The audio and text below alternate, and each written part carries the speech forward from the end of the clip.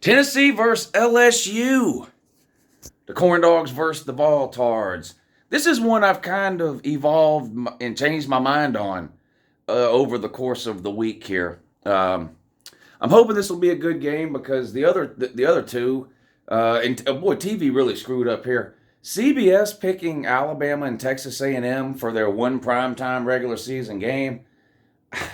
Other than the off-season thing between Jimbo and Saban, there's no. I mean, Alabama's going to destroy Texas A&M. I don't understand CBS picking that game, and even Georgia and Auburn at 3:30. I don't think will be close in the second half.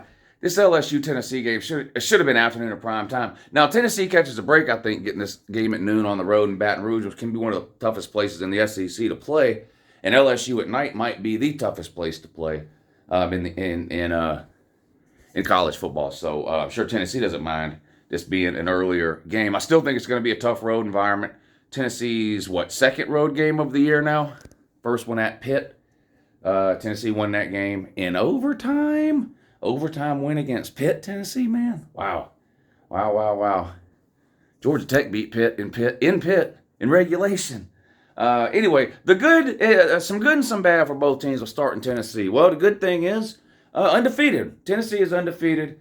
And for Tennessee to be undefeated this far into the season, I mean, that's like seeing an eclipse and Bigfoot riding a unicorn. It's just doesn't happen very often. So obviously that's good for Tennessee to be undefeated. Hendon Hooker is playing at an extremely high level. The Tennessee wide receivers are looking good, right? The offense is clicking, scoring almost 50 points a game. That's the good. The bad for Tennessee. Well, the defense, primarily the pass defense. They're 128th. 128th, wow, out of 131 teams in pass yards allowed per game. Not good. LSU. What's the good for LSU? What's the good? Well, they haven't lost since losing in week 1 to Florida State, and they have looked better, I think, than they did in that week 1 loss to Florida State. Won this past weekend, 17-14 over Auburn.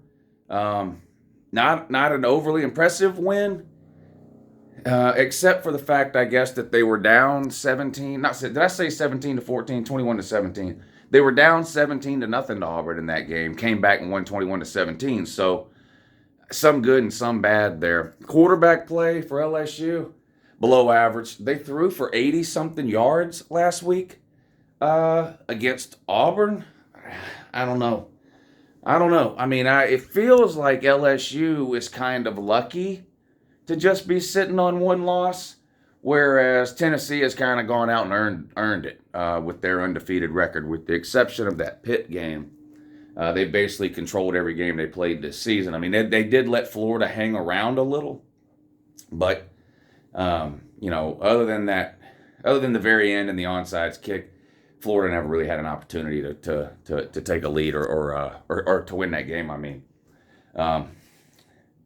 here's where I'm having trouble here picking LSU to win the game. I do think Tennessee has some weaknesses defensively that can be taken advantage of, right? That secondary is terrible for Tennessee. It's absolutely horrible. One of the starters is now out for a while. I don't know if it's out for the year or whatever, but he's out for a while. So I'm going to have to be playing a backup in there. And that secondary has just been horrendous. I mean, 128th out of 131 teams against the pass, 90th in total defense. It has not been good defensively for Tennessee. The problem, if you're LSU, is how do you take advantage of the Tennessee defense? Well, you take advantage of it through the air. 128th in passing yards per game allowed. I just don't know if LSU can do that. 80-something yards passing against Auburn last week. I mean, do you know how hard it is in modern college football in 2022 to only throw for 80-something yards in an entire game? I mean, Georgia's passing offense for the first few years under Kirby Smart, to me, was horrendous. It was painful to watch. It looked elementary. I made dozens and dozens of videos about how irritated I was with Georgia's passing offense the first few years under Kirby. And that was throwing for in the 160 to 180 range, with mostly Jake Fromm during those years. But 80 yards passing, oh, man. I don't know. So you look at this game, and look, part of me wants Tennessee to win the game. I would love to see an undefeated Tennessee versus an undefeated Alabama next week. Tennessee and Alabama play next week in Knoxville. I would love to see an undefeated Tennessee versus an undefeated Alabama. I'd absolutely love to see it. Somebody told me on the call-in show last night, Alabama and Tennessee haven't both been undefeated when they played since 1989. I didn't look it up to see if that's true, but a Tennessee fan told me that last night. So anyway, it's been a while. So that part of me would want Tennessee to win this game, and I think they probably do. I was leaning towards picking LSU earlier in the week. Tennessee having to travel to Death Valley, and LSU is a talented team. I mean, we know that, right? That's why it was so frustrating with Ed Orgeron the last couple of years and the records that they had and the losses they were taking, was because you knew it wasn't a talent issue. So, yeah, they've got talent there. I just don't know if LSU's got the quarterback to take advantage of that Tennessee defense through the air. I like LSU's wide receivers. They've got several NFL players over there playing wide receiver. But for whatever reason, that passing game just has not been able to get going this year. And unless it suddenly starts to click this week, which I guess is a possibility. I mean, when you have that type of talent, I guess, at any time it could start to come together. And if LSU wants to win this game, it seems like it's going to have to happen this week. They're a 3-point underdog. LSU doesn't play very many home games as an underdog. Tennessee's a 3 or 3.5 point favorite in this one, depending on where you look. But it just really feels like if LSU wants to win this game, the defense is going to have to play really, really good, especially against that Tennessee passing attack. Because doesn't it feel to you like if Tennessee gets into the 30s, they're going to win this game?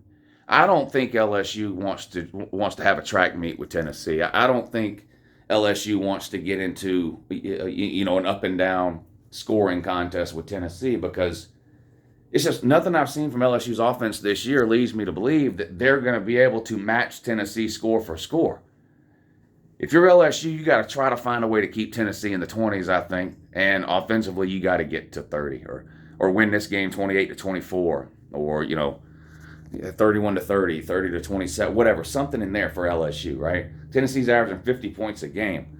I don't know if they'll get to 50, but it's hard to imagine LSU keeping them under 30, which is what I would think would probably have to happen for LSU to win the game.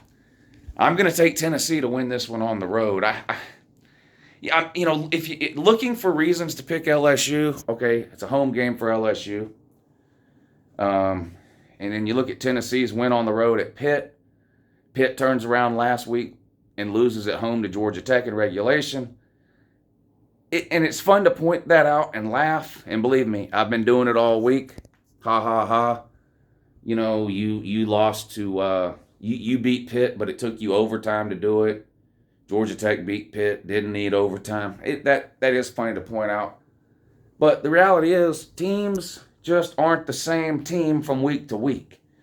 They're definitely not the same team a month apart, right? So I just don't think you can put all that much stock in the, all of a sudden now Pitt is terrible, so that Tennessee win on the road at Pitt means way less, which means they're going to lose at LSU. That just seems like a lot of dots to have to connect in order to find a way to pick LSU to win the game, and I just can't do it. I'm going with Tennessee, and I've already done an Alabama version of this video. And as a college football fan, I hope I'm right, because as a college football fan, I would love to see an undefeated Tennessee versus an undefeated Alabama next week in Knoxville. So I'm going to take Tennessee to win this one, and since the line is so small at 3.5, I'm going to lay the 3.5. I think Tennessee wins the game. I just don't think LSU is going to be able to keep up offensively, even if the LSU defense plays really well. And look, keeping Tennessee to 30 or 35 points would be playing pretty well for the LSU defense. I just don't see how the offense matches that. I'm going to take the Vols in this one. Boy, Tennessee fans are going to be loud next week if they win this game, ain't they? Yeah, they are.